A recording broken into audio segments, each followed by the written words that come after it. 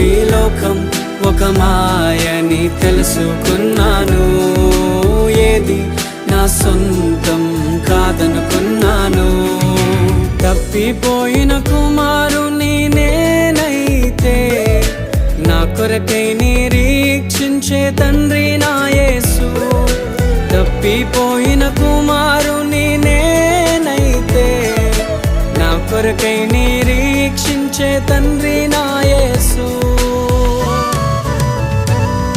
ఈ లోకమంతా నేను వెతకినా నాకు లేదయ్యా ఎక్కడా ఆనందం. నీ సన్నిధిలో ఒక్క క్షణం గడిపినా నా హృదయం